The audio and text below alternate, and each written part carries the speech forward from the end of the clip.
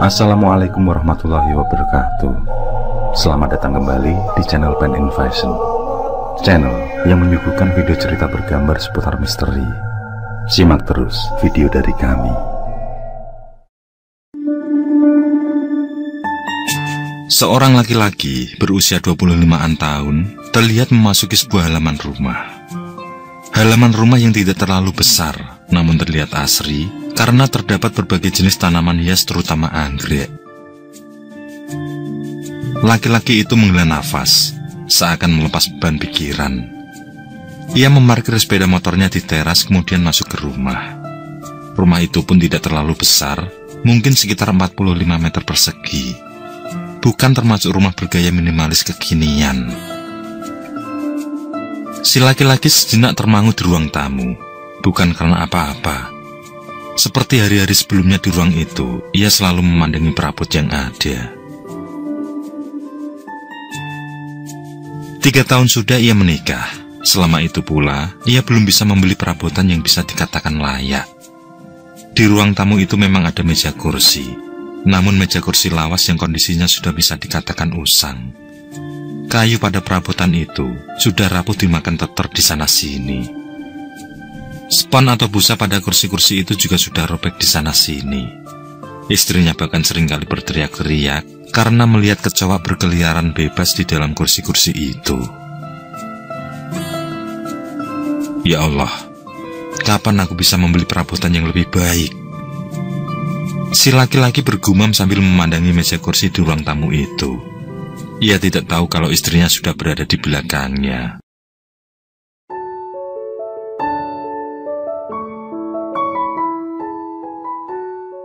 Alhamdulillah mas, kita itu masih bisa makan buat sehari-hari. Masalah perabotan bisa kita gunakan yang ada dulu mas. Toh kita juga jarang kan kedatangan tamu. Si laki-laki terkejut. Ia tidak mengira istrinya sudah berada di sebelahnya. Ia pandangi istrinya, lalu dengan lembut ia usap rambutnya. Ia minta maaf sambil berdoa agar secepatnya mampu membeli berbagai perabotan rumah. Istrinya mengamini disusul tersenyum penuh arti.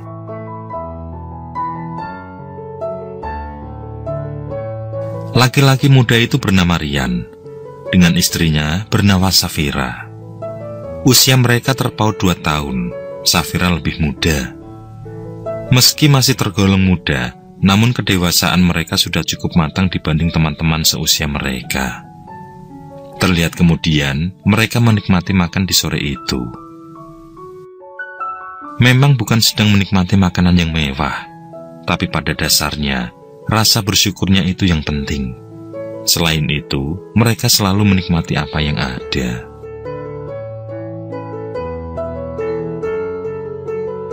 Hanya sayangnya, kebahagiaan pada keluarga muda itu terasa masih belum lengkap. Ya, mereka memang belum dikaruniai momongan. Belum ada tangis bocah di rumah itu. Belum ada anak kecil yang merengek minta nenen. Belum ada mainan-mainan yang berserakan di lantai. Bagaimana dengan pekerjaan kantor, Mas? Safira membuka percakapan di sela nikmatnya makan sore mereka. Ya, lumayan sibuk tadi. Kamu sendiri bagaimana? Jadi ikut kursus di rumah Mbak Nino? Ya, selama Mas Rian mengizinkan. Nanti kalau aku sudah terambil bikin roti, kan lumayan untuk menambah uang bulanan, Mas. Rian menoleh pada istrinya.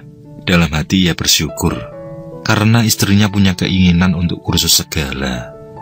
Yang terpenting, istrinya punya kegiatan yang positif. Syukur nanti bisa untuk menambah penghasilan. Sebagai seorang tenaga honorer di kantor kelurahan, seberapalah gajinya?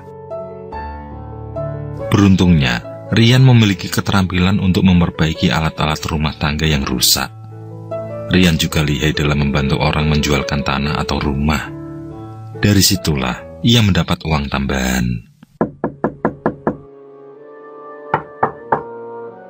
Mereka telah selesai makan ketika terdengar seseorang mengetuk pintu. Rian bangkit, lalu bergegas menuju pintu depan. Rupanya, tetangga sebelah yang datang. Tetangga itu rupanya minta tolong karena kulkas di rumahnya sudah beberapa hari ini tidak mau dingin. Rian mengiyakan, tapi nanti sehabis maghrib baru akan mengecek. Soalnya sebentar lagi azan akan berkumandang.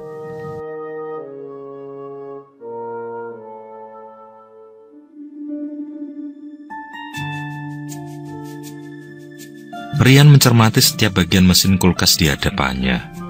Maka setelah penyakit kulkas itu ketemu, dengan cekatan Rian pun segera mengutak-atik bagian yang bermasalah.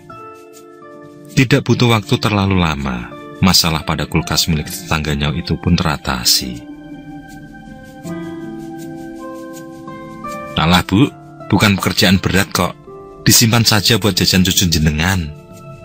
Tolak Rian halus dengan tidak bermaksud menolak rezeki ketika tetangganya menanyakan berapa ongkos pekerjaannya itu. Si tetangga yang tidak enak hati karena telah dibantu itu pun bersikeras tetap memberi ongkos untuk Rian. Ini buat sekedar beli bensin, Mas. Tidak baik loh menolak rezeki, kata si tetangga. Maka akhirnya dengan mengucapkan beberapa kali terima kasih, selembar uang berwarna biru itu pun masuk ke saku celana. Rian sudah hampir berpamitan dan hampir melangkahkan kaki keluar rumah ketika matanya tertuju pada satu set meja kursi tamu. Meja kursi itu memiliki bentuk yang bernilai seni tinggi. Apalagi Rian melihat kalau bahan dari meja kursi itu merupakan kayu jati yang benar-benar tua. Melihat apa yang dipandang Rian, si tetangga mengatakan kalau meja kursi itu ia beli dari tetangga saudaranya di kota sebelah. Di sana memang terkenal dengan perabotan rumah tangga berbahan kayu-kayu tua. Tidak hanya meja kursi, kadang ada lemari, meja rias, bahkan cermin dan ukiran yang sangat halus pun ada. Ya memang secara harga relatif mahal, Mas. Dulu saya beli itu 7 juta pas dan tidak boleh ditawar. Tapi soal bahan, kayunya itu loh Mas, benar-benar pilihan.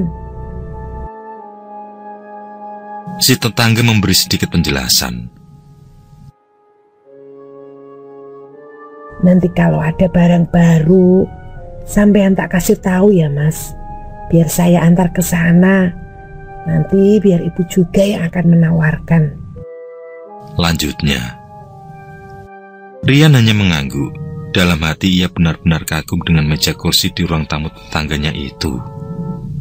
Dibanding dengan furnitur-furnitur modern buatan sekarang, meski dengan harga yang lebih murah sekalipun, ia akan tetap memilih barang lawasan tapi kualitasnya tetap terjamin. Namun yang jelas, untuk saat ini isi dompetnya baru sebatas cukup untuk keperluan sehari-hari. 7 juta, harga yang sangat mahal sekali baginya.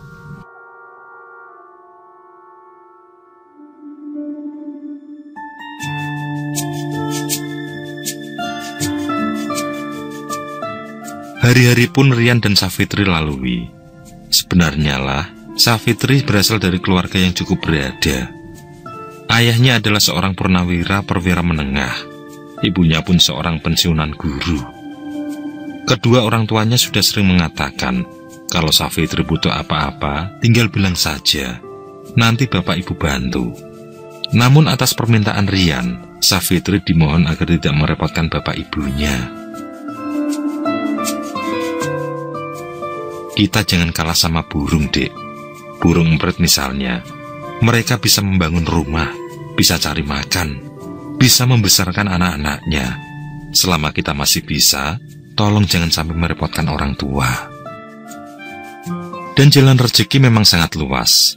Meski gaji dari kantornya tidak besar, tapi ada jalan lain bagi Rian dalam memberi nafkah untuk istrinya. Bermula dari seorang teman yang ingin menjual rumahnya, Rian pun menawarkan rumah itu ke beberapa teman yang lain. Dan begitulah, rumah itu bahkan terjual tidak lebih dari waktu 2 minggu. Kesepakatan harga pun juga tidak alot. Maka sesuai janji dari temannya, ada imbalan yang pantas mengalir ke dompet Rian. Secara kebetulan pula, tetangga sebelahnya juga memberi kabar kalau di toko furnitur yang pernah ia katakan sedang banjir barang-barang bagus. Kabarnya si pemilik toko baru saja melelang sebuah rumah terbengkalai yang isinya pun berupa benda-benda antik dan perabot-perabot kuno. Maka beberapa hari kemudian, berbekal uang cuan dari jasa jual rumah itu, berangkatlah Rian dan istrinya dengan diantar si tetangga.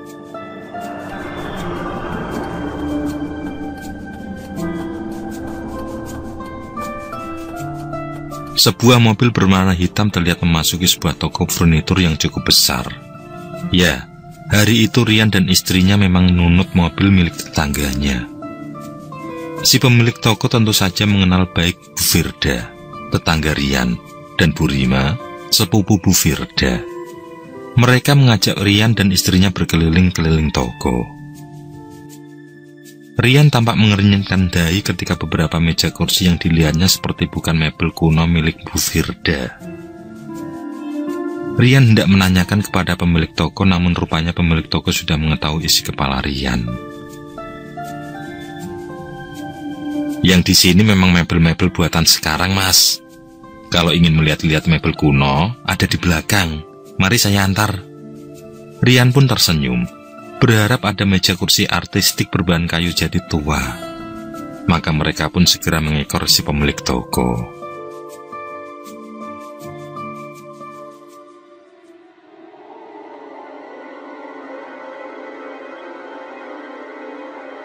Di sebuah ruangan yang sangat besar, Rian dan istrinya dibuat terkagum-kagum. Di ruang itu terdapat berbagai macam perabotan dengan berbagai model dan ukuran. Dan dari sekian banyak perabotan itu, kesemuanya berbahan kayu dan benar-benar tua. Ada jati, ada sono keling, ada kayu nangka, kesemuanya benar-benar berasal dari kayu tua. Dan sejauh mata memandang, kesemuanya benar-benar dibuat dengan tingkat kehalusan yang sempurna. Di sebuah sudut ruangan, mata Safitri tertumbu pada sebuah meja rias dengan motif ukiran. Meja rias itu cukup besar, sekira 120-an cm lebarnya.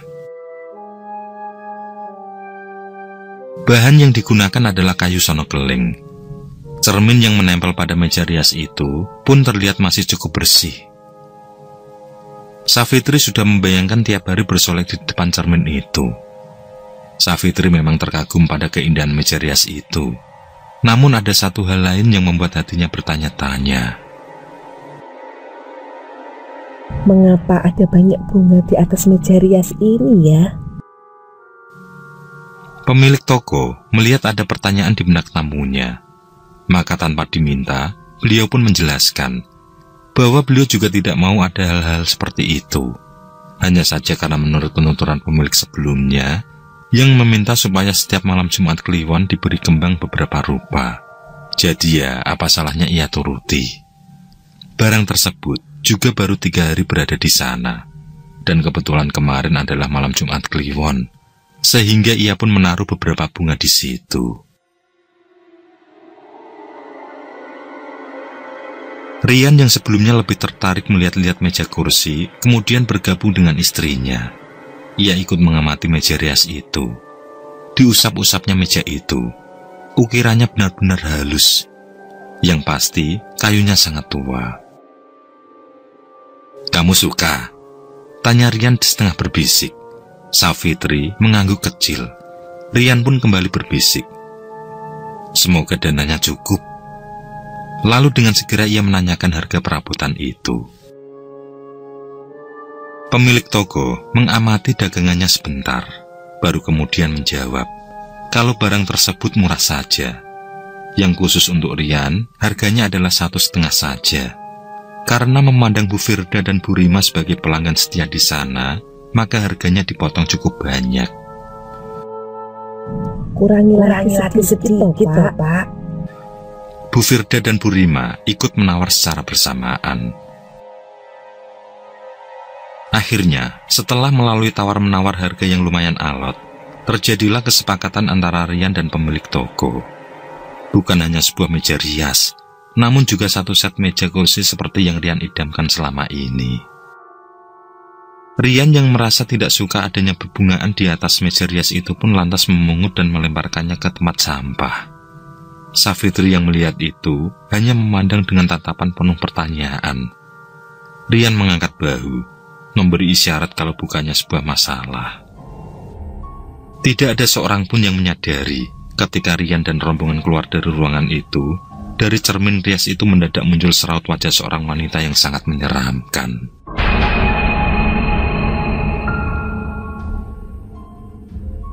Raut itu pada awalnya terlihat cantik laksana putri bangsawan. Namun hanya dalam beberapa kedipan mata, wajah cantik itu berubah menjadi sosok yang menyeratkan kemarahan.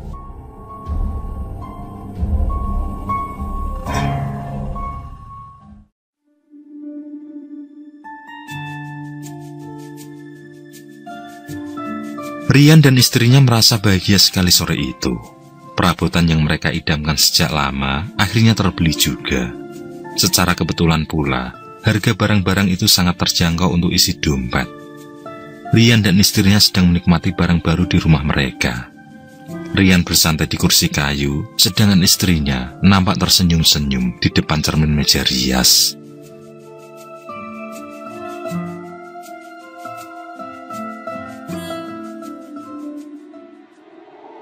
Savitri belum menyadari kalau dari cermin itu terlihat sebuah bayangan berkelebat cepat di belakangnya. Beberapa saat kemudian, "Dek, ini bau apa ya, Dek? Kok seperti amis-amis busuk begitu baunya?" tanya Rian dari ruang tamu. Savitri yang memang sedang fokus pada meja rias itu tidak begitu mendengar teriakan suaminya. Barulah ketika suaminya mengulang pertanyaan yang sama, Savitri pun bergegas menyusul suaminya di ruang tamu. "Ada apa toh, Mas?" ucap Savitri yang langsung mendengus. Sesaat, hidungnya kembang kempis. Namun berbeda dengan suaminya, ia justru tidak mencium bau amis apapun. Rian belum sempat mengecek dari mana sumber bau itu, karena isi perutnya terlanjur keluar. Istrinya dengan cekatan langsung memijit-mijit tengkuk suaminya. "Kamu nih kecapean kali, Mas. Sebentar, tak ambilkan minyak kayu putih."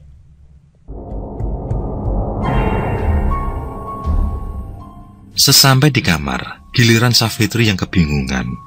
Meskipun bernama meja rias, namun minyak kayu putih dan sebagainya yang bukan termasuk alat dan bahan rias pun ia tata di atas meja itu. Saat Savitri menyapukan pandangan, betapa terkejutnya ia melihat peralatan riasan telah berserakan di lantai. "Loh, kok bisa berserakan begini sih?" ujar Savitri dalam batin. Ia mengira mungkin ada tikus yang masuk ke dalam kamarnya. Botol minyak kayu putih itu segera dipungutnya, lalu bergegas menuju ruang tamu. Dioles-oleskannya minyak kayu putih itu di tengkuk dan punggung suaminya. Rian sendiri masih tetap bersikukuh kalau tadi ia mencium bau amis dan bercampur busuk. Savitri pun mengalah. Tanpa mendebat lagi, ia ambil kain pel dan air lalu kemudian membersihkan bekas muntahan yang menyebar hingga sampai ke bawah kursi. Tidak seberapa lama kemudian, Rian berpamitan ke kamar untuk istirahat terlebih dahulu. Ia juga minta maaf pada istrinya karena telah merepotkan. Savitri pun kembali membersihkan bekas muntahan itu. Dalam hati ia masih bertanya-tanya, apa iya suaminya mencium bau amis busuk sampai-sampai isi perutnya keluar semua? Padahal ia sendiri tidak mencium bau apapun. Hidung Savitri mengendus ke kursi barusan mereka beli itu. Siapa tahu aroma pernislah yang membuat suaminya mual. Tapi memang nyatanya pernis itu tidak berbau. Pekerjaan Savitri pun usai. Ia bermaksud mengemasi kain pel dan ember yang berisi air. Tapi pada saat itulah, dari sudut mata kanannya ia melihat ada sesuatu yang tengah berdiri di sudut ruang tamu. Sosok itu terbalut kain putih. Dengan perasaan was-was, Savitri memberanikan diri menoleh. Tapi apa yang ia khawatirkan ternyata tidak terbukti. Tidak ada siapapun di sudut ruang itu. Ia berpikir kalau mungkin juga kecapean sama seperti suaminya. Tidak peduli dengan alat rias yang masih berserakan di lantai, Savitri langsung melompat ke tempat tidur. Ia merebahkan diri di samping suaminya yang sudah lelap. Terbawa rasa kantuk yang menggelayut, Savitri pun segera menyusul suaminya ke alam mimpi.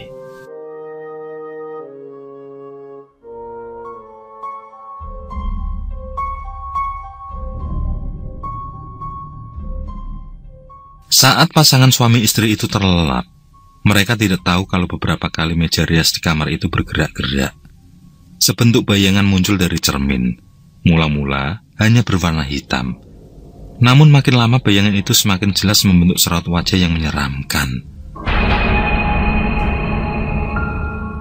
Lampu di kamar tidur yang tidak begitu terang itu tiba-tiba berasap dan meletus. Letupannya memang tidak sekeras trafo PLN saat meledak. Namun itu pun sudah cukup membuat Savitri tergugah dari lelapnya. Ia mengguncang-guncang tubuh suaminya. Sayangnya, Rian terlalu lelap untuk sekedar diguncang-guncang. Suara apa toh ya barusan itu? Duh, Mas Rian lelap banget lagi tidurnya. Mas Rian, bangun Mas.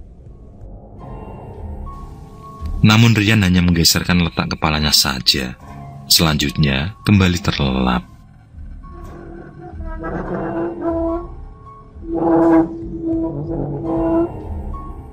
Tiba-tiba terdengar suara seperti benda yang diseret. Suara itu sangat jelas masuk ke telinga Savitri.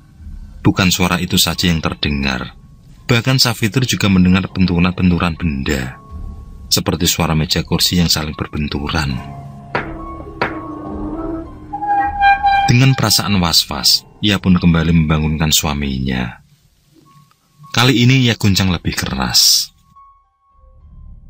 Rian pun terbangun. Dengan mata sayu dan lengket, ia pandangi istrinya. "Ada apa, Dik?" Istrinya tidak perlu menjawab, karena pada saat yang bersamaan, Rian sendiri mendengar suara berisik dari ruang tamu.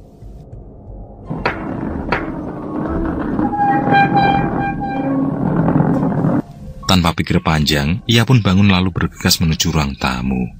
Savitri tidak ingin ditinggal sendirian. Ia pun mengekor di belakang. Rian menyalakan lampu ruang tamu. Seketika ruang itu pun terang benderang. Dan terlihatlah bagaimana meja kursi itu masih tertata rapi seperti sedia kala. Baik Rian maupun istrinya hanya tertegun melihat perabotan mereka. Padahal mereka yakin kalau suara berisik itu berasal dari ruang tamu. Rian pun memeriksa pintu maupun jendela rumah. Semua masih terkunci dan tidak ada tanda-tanda yang mencurigakan. Dirasa aman, Rian mengajak istrinya kembali ke kamar. Kali ini sengaja ia membiarkan lampu ruang tamu menyala. Suami istri itu sudah kembali berbaring di kamar, ketika tanpa sepengetahuan mereka, lampu ruang tamu itu tiba-tiba mati sendiri.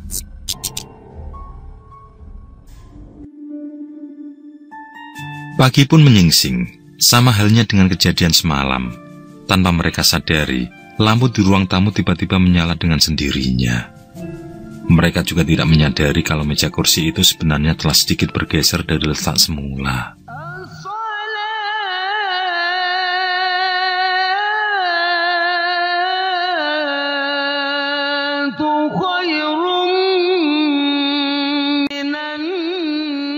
Azan subuh berkumandang dengan merdunya. Berdua pun bangun, melaksanakan rutinitas seperti biasanya.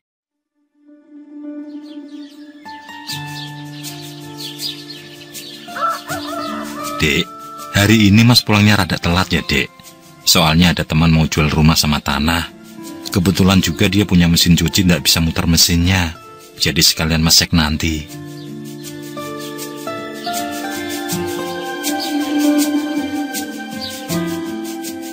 Savitri yang dipamiti pun mengiyakan. Hanya saja ia berpesan agar suaminya janganlah pulang terlalu larut. Ia takut kalau ada suara-suara atau hal-hal aneh terjadi lagi. Suaminya pun berjanji untuk secepatnya pulang setelah urusan selesai.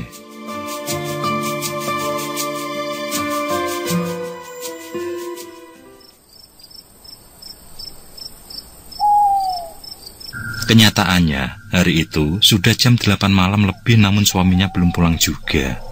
Savitri pun gelisah. Beberapa kali ia menelepon, namun ponsel suaminya tidak kunjung aktif. Maka untuk mengusir sepi, ia pun menyalakan televisi di kamarnya. Sengaja, volume televisinya ia keraskan. Mungkin sudah 5 atau 10 menitan Savitri terhibur dengan acara televisi ketika ia mendengar suara pintu depan terbuka. Savitri pun lega. Biar sajalah, ia akan pura-pura tidak mendengar. Ia akan menunggu suaminya masuk kamar, berharap ada kejutan-kejutan yang membuatnya bahagia. Sedetik 2 detik berlalu. Semenit lebih ia menunggu suaminya. Tapi mengapa suaminya tidak juga masuk kamar? Perasaan gelisah kembali menyelubung. Suaminya selalu menyusul ke kamar kalau ia tidak melihat istrinya di ruang tamu atau di dapur. Ya, memang di kamar itulah ruangan yang bagi mereka sudah dianggap seperti markas atau sarang. Mas Rian, kamu sudah pulang kah? Tanya Savitri sembari berjingkat menuju ruang tamu. Antara ruang tengah dan ruang tamu memang ada semacam sekat pembatas di rumah itu. Yang ditanya tidak segera menjawab. Savitri kembali mengulang pertanyaannya. Siapa tahu suaminya sedang mengerjakan sesuatu di ruang tamu. Atau Savitri tersenyum kecil karena berharap suaminya memberikan kejutan. Ruang tamu itu sangat gelap. Padahal seingatnya tadi, ia sudah menyalakan lampu itu. Savitri sudah hendak menekan saklar ketika di kursi yang panjang ia melihat suaminya sedang berbaring santai. Savitri pun mendekat. Selangkah kemudian, jantungnya berdetak semakin cepat. Dalam keremangan, di kursi panjang itu terlihat sosok tubuh tengah terbaring membelakanginya. Namun, sosok itu bukanlah Mas Rian, suaminya. Sosok itu tiba-tiba bangkit, seperti orang yang baru bangun dari tidurnya. Melihat sosok itu, ingin sekali Savitri menjerit atau lari keluar rumah. Namun yang terjadi, suaranya tercekat di tenggorokan. Lututnya pun lemas, tubuhnya bergetar saking takutnya. Sosok yang bangkit dari tidurnya itu memperlihatkan ikatan pada kepalanya yang menjuntai. Sosok yang terbalut kain putih itu memang hanya diam saja. Tidak berdiri maupun bergerak sama sekali. Tapi hal itu sudah cukup untuk membuat kesadaran Savitri terbang. Savitri pun pingsan. Dan sosok pocong itu kemudian berangsur-angsur menghilang. Mula-mula seperti kepulan asap yang tebal, kemudian membentuk seperti kabut tipis, lalu terbang dan hilang tidak berbekas, meninggalkan Savitri yang tergeletak di lantai. Savitri masih tergeletak di ruang tamu ketika di luar rumah terdengar suara mesin sepeda motor berhenti. Seseorang pun mengucapkan salam, lalu disusul pintu depan yang terbuka. Rian pulang dengan membawa kabar baik, dan ia sudah tidak sabar memberikan kabar baik itu untuk istrinya. Tapi Rian menjadi panik luar biasa ketika mendapati istrinya tergeletak di ruang tamu. Tas ransel yang ia gendong pun ia lemparkan begitu saja.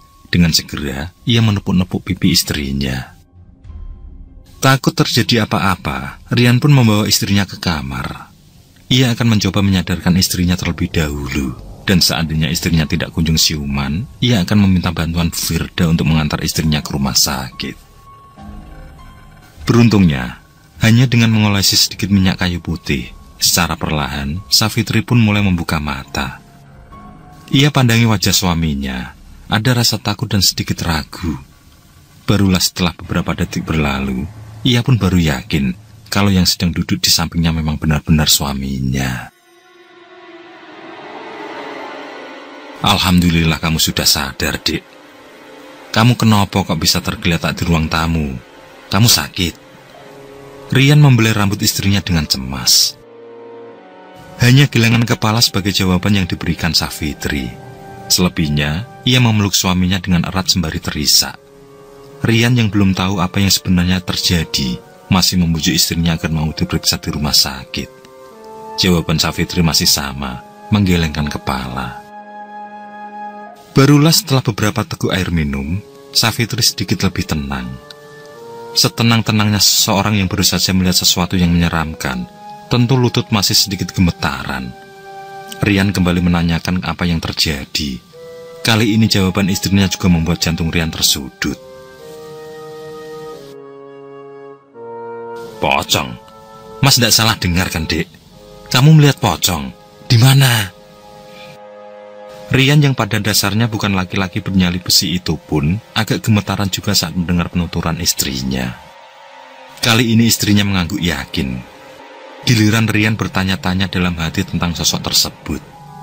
Terbayang sebentuk hantu pocong, hingga bergediklah tengkuk Rian. Meski begitu, bagaimanapun ia harus tenang, harus mampu mengendalikan diri agar istrinya tidak semakin panik.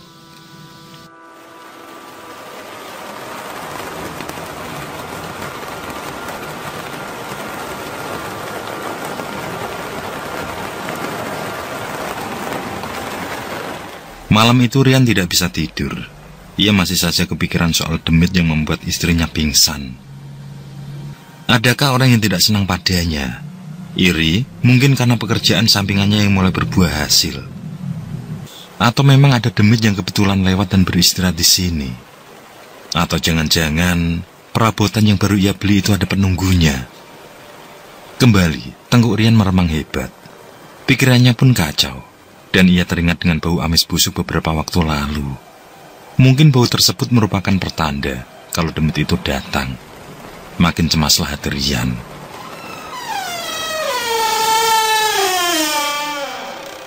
Dalam pada Rian yang sedang pusing itu, tiba-tiba pintu kamarnya bergerak sendiri.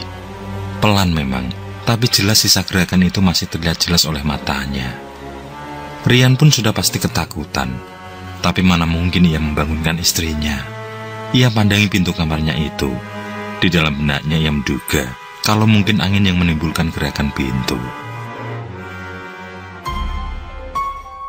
Belum sempat Rian menemukan jawaban mengapa pintu kamarnya bergerak sendiri, tiba-tiba ia kembali mencium aroma yang sangat tidak sedap. Amis. Dan tiba-tiba saja lampu di kamarnya kembali meletup dan pecah. Rian terlonjak saking kagetnya. Ia pun memepet istrinya yang tetap terlelap meski suara pecahan lampu itu sangat keras. Dalam keremangan di kamar itu, Rian mendengar suara lirih seorang wanita bersenandung. Wanita yang belum jelas wujudnya itu sesekali tertawa lirih. Suasana terkadang kembali hening, lalu kembali terdengar suara bersenandung. Rian tentu saja sangat ketakutan. Ia berharap godaan itu segera berakhir. Wanita dengan tubuh terlihat padat berisi itu tiba-tiba sudah berada di sudut kamar. Rambutnya yang terurai panjang sebatas bahu menutupi wajah si wanita. Rian terpaku tidak bisa bergerak sama sekali. Meski begitu, bola matanya bisa dengan jelas merekam apa yang dilihatnya. Wanita itu bergerak maju dengan langkahnya yang halus. Mungkin bisa dikatakan kalau sebenarnya wanita itu sedang melayang. Di meja rias itu, si wanita berhenti. Ia pun duduk dengan tenangnya, menyisir rambutnya yang menjuntai. Tidak ada sedetik pun kejadian itu terlewat dari mata Rian. Bahkan meski dalam keremangan, Rian benar-benar yakin kalau bayangan wanita itu tertangkap cermin. Wanita itu masih menyisir rambutnya. Sesekali ia bersenandung atau terkekeh. Senandung yang Rian tidak mengerti artinya. Seandainya yang ia senandungan itu bahasa Jawa, pasti ia paham. Tapi kalimat-kalimat yang dilakukan itu sungguh tidak Rian pahami. Sejenak kemudian, Rian berusaha memalingkan matanya agar lepas dari tatapan yang mengarah pada wanita itu. Tapi usahanya sia-sia belaka. Yang terjadi justru matanya seakan tidak berkedip menyaksikan wanita yang sedang bersolek itu. Dan semakin habislah nyali Rian ketika menyadari bahwa punggung wanita itu ternyata bolong. Punggung wanita itu berlubang.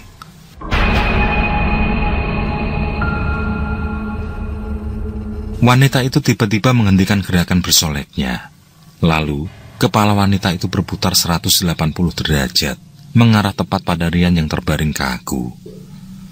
Wanita itu kembali terkekeh. Suara tawanya benar-benar menyeramkan.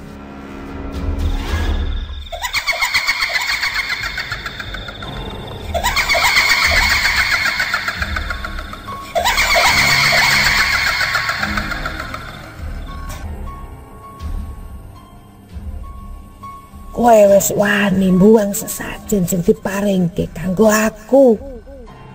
Aku ora lilo. Daharanku mbok buang. Aku ora trimo. Ganti. Kowe kudu maringi sesaji kanggo aku. Yen kowe ora ganti daharanku, gantine bojomu sing kanggo ganti. Bersamaan dengan ancaman yang terlontar itu, secara tiba-tiba wanita itu pun lenyap dari pandangan mata Rian. Mendengar ancaman itu, bergetarlah jantungnya. Ancaman yang jelas bukan main-main. Wanita berpunggung bolong dan berbau amis itu seperti sedang marah. Jelas sekali kemarahan itu sedang ditujukan pada Rian. Rian memang mengerti apa yang dikatakan wanita itu, tapi sedikit pun ia tidak paham apa yang dimaksudkan. Sejak kapan ia membuang daharan si wanita? Sungguh ia tidak memahami apa yang dimaksudkan. Tubuh Rian pun basah berbasuh peluh. Tenaganya hilang. Ia benar-benar lemas. Tangannya gemetaran saking menahan rasa takutnya. Ia panik. Bagaimana tidak? Wanita itu mengancam akan mengambil darah istrinya kalau ia tidak mengganti makanan si wanita. Darah berarti nyawa.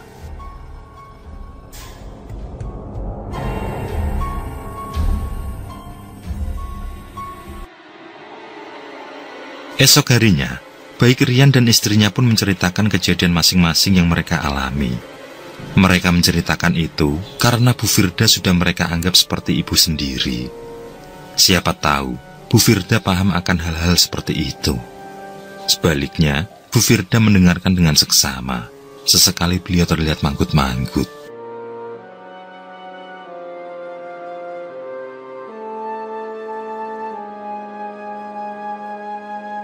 Kira-kira Mas Rian ingat ndak? Apa sampean pernah membuang semacam bunga-bungaan atau dupa atau apalah di perabot yang sampean beli itu?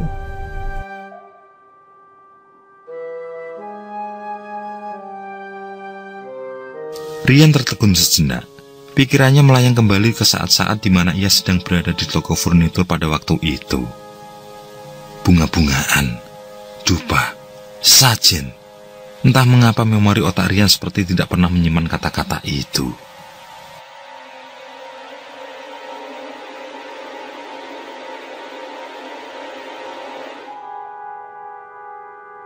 Safitri yang melihat suaminya agak kebingungan kemudian menceritakan kalau pada saat mereka melihat-lihat meja rias itu, di atasnya memang ada beberapa helai bunga. Kata si pemilik toko, bunga-bunga itu sengaja ditaruh seperti permintaan si pemilik perabot sebelumnya. Rian pun tersadar. Berkali-kali ia mengucap istighfar. Ia ingat kalau memang tidak suka dengan hal-hal seperti itu, lalu membuang bunga-bunga itu begitu saja. Jin juga punya makanannya sendiri loh Mas. Kalau makanan mereka kita buang dan mereka tidak terima, bisa jadi mereka tuh marah. Bu Firda menjelaskan. Selain sosok sundel bolong yang mengancam, Rian juga menanyakan tentang sosok pocong yang pernah ia lihat. Menurut Bu Firda, bisa jadi kalau sosok-sosok itu memang tinggal di sana. Apalagi perabotan yang mereka beli sudah bertahun-tahun berada di rumah yang telah terbengkalai. Bisa saja sosok-sosok itu menjadikan perabot sebagai rumah mereka. Duh, terus kami harus bagaimana ini Bu? Mosok ya harus serumah sama pocong dan sundel bolong? Tanya Safitri penuh kecemasan. Bu Firda malah tersenyum. Lalu ia menyuruh agar Rian dan Safitri tenang saja. Hari ini, anak sulungnya memberi kabar kalau akan pulang. Kebetulan anaknya itu meski kerja di bidang mesin, tapi paham dengan hal-hal yang mereka alami. Mendengar itu, baik Rian maupun istrinya merasa sedikit lega.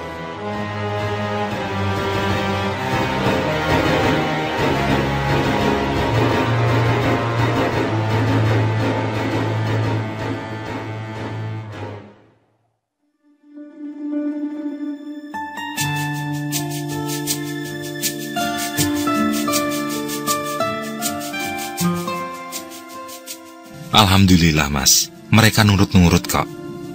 Awalnya tadi agak ngeyel tidak mau pindah, tapi setelah kubujuk akhirnya mau pindah juga. Putra Mbarep atau anak pertama Bu Firda tampak lega setelah usahanya berhasil.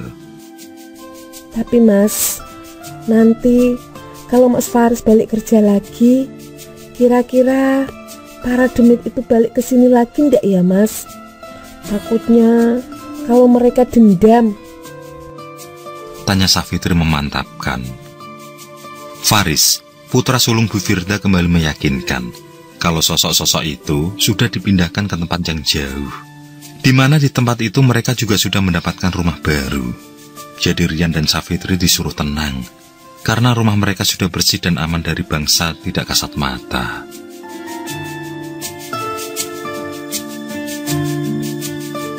Sebenarnya demit seperti mereka itu tingkatannya masih amatiran kok Mas. Selama Mas Rian sama Mbak Fitri tidak takut, merekalah yang takut sama jenengan. Demit yang tingkatannya profesional itu justru tidak bikin takut Mas. Karena mereka mainnya bukan fisik lagi, tapi lewat bisikan-bisikan hati. Sekedar contoh, waktunya subuh mereka membisiki kalau hari masih gelap, masih dingin, masih ngantuk.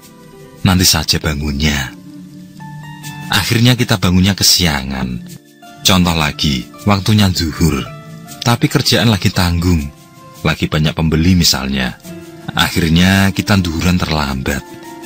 Ya seperti itulah Mas. Tutur Faris panjang lebar. Rian dan istrinya mengangguk-angguk. Dalam hati mereka mengakui, kalau sama demit amatiran saja takut, berarti mereka sendiri lebih amatiran dari yang amatir. Tapi sundel bolong kan memang menyeramkan, apalagi pocong.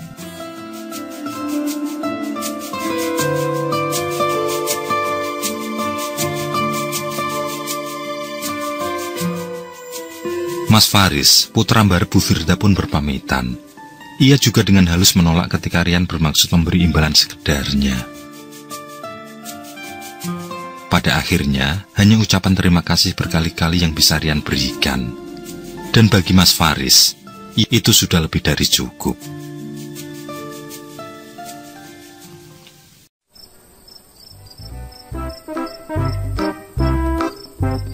Dek, malam Jumat. Lah, memangnya ada apa kalau malam Jumat, Mas? Loh, memangnya kamu lebih senang rumah ini rame tawa sundel bolong daripada rame tangis dedek bayi? Safitri pun tersenyum. Sejurus kemudian, ia pun memadamkan lampu, bersiap menyongsong syahdunya berduaan dalam gelap.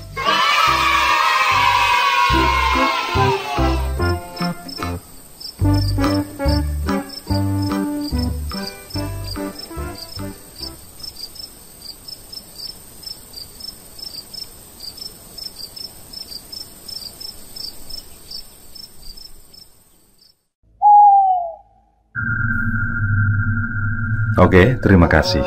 Semoga kawan-kawan terhibur, dan untuk ke depan, semoga channel ini bisa lebih baik lagi. Akhirul kalam, wassalamualaikum warahmatullahi wabarakatuh. Sesandingan hormat kali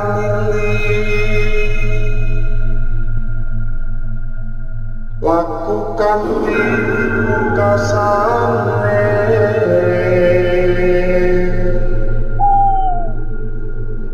Anda kersanengku